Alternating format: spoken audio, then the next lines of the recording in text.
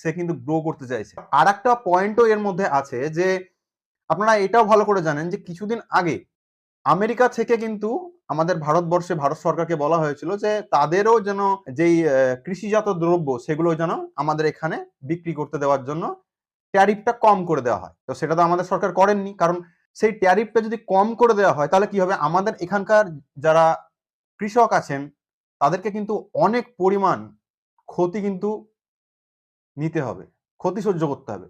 আর ক্ষতি হলে কৃষকরা কিন্তু আর চাষ করতে পারবেনই না, কারণ এমনিতেই কৃষকরা প্রচুর পরিশ্রম করে প্রচুর ক্ষয়ক্ষতি সামলানোর পরেও যেটুকু তাদের হাতে থাকে সেটা খুবই সামান্য এবং অল্প সঞ্চয়।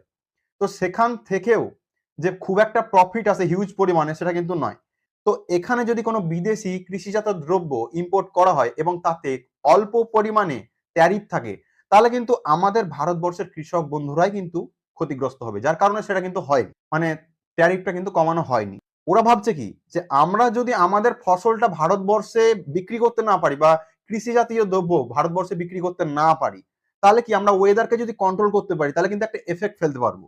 গ্লোবাল লেভেলে একটা এফেক্ট ফেললে কিন্তু ভারতের উপরেও সেই গ্লোবাল এফেক্টটা পড়বে। তো সেভাবে কিন্তু ওয়েদারকে কন্ট্রোল করে ফসলকে, এক কথায় বলতে পারেন যে ফসলকেও, ফসলের যেই গুণগত মান বা ফসলের যে কতটা ফলন হবে সেটার উপরেও কিন্তু কন্ট্রোল করতে চাইছে এই বিল গেটস মহান, মানে বিজনেসম্যান বলবেন না বৈজ্ঞানিক বলবেন না মহান প্রাণী বলবেন, সেটা আপনারা ঠিক করে নিন, আমি বলছি না।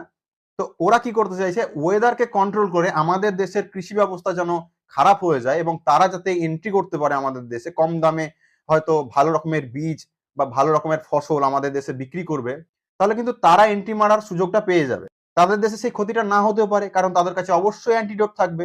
এই বিল গেটসই যখন প্রথম উইন্ডোজ অপারেটিং সিস্টেম বানিয়েছিল তখন কিন্তু তার ভাইরাসও তারা বানিয়েছিল। তারপরে সে অ্যান্টিভাইরাস নিয়ে আসে যে এই ভাইরাসটা ঠিক করার জন্য আপনি এই অ্যান্টিভাইরাসটা ইউজ করুন। হিপোক্রেসিটা দেখছেন কিরকম, প্রথমে ভাইরাস বানিয়েছিল তারপরে অ্যান্টিভাইরাস, যাতে অ্যান্টিভাইরাসটা বিক্রি করা যায়।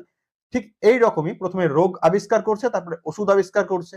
এটাই হয়ে গেছে তাদের কিন্তু বিজনেস মার্কেটিং স্ট্র্যাটেজি। তো সরকারকে এটা সিরিয়াসলি ভাবে নিতে হবে এবং রিসার্চ এবং ডেভেলপমেন্টে আরো কিন্তু বাজেট বাড়াতে হবে। না হলে আমাদের ভারতবর্ষকে আগে যেমন ইংরেজরা কন্ট্রোল করতো এখন তেমন অন্য বিদেশিরা করবে। আপনার কি মনে হয় অবশ্যই কমেন্টে জানাবেন। ভালো লাগলে ভিডিওটি অবশ্যই শেয়ার করবেন। জয় হিন্দ, বন্দে মাতরম।